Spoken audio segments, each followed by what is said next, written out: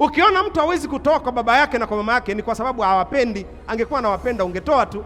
Utamjuaje mwanamume anayekupenda au mwanamke anayekupenda? Yuko radhi kufanya chochote kukutana na uhitaji wa kile ambacho umemshirikisha.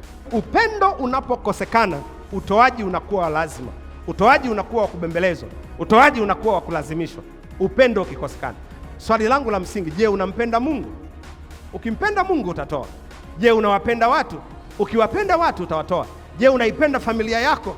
Ukiipenda familia yako utatoa. Je, unapenda wazazi wako?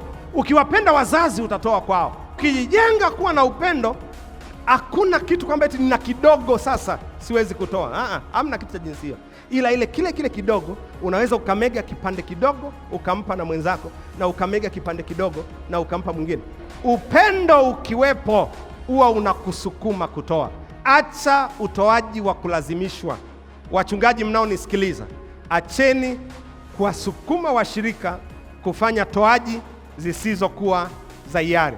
Kila wakati mtu anapotoa kwa kulazimishwa, anafunga mlango wa baraka katika maisha yake. Kila wakati unapotoa kwa kulazimishwa, unajifungia mlango wa baraka.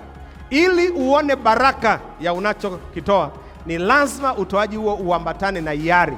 Hiari sio jambo la mkumbo. Tukifika swala la kutoa, wanasema tugawane. Hii tunataka shilingi ngapi? Milioni 3. Sasa tuko wangapi? 20. Tufanyeje?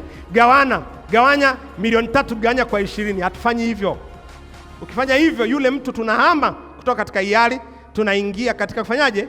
Kumlazimisha. Utoaji haupaswi kuwa wa kulazimishwa. Utoaji unapaswa kuwa wa hiari.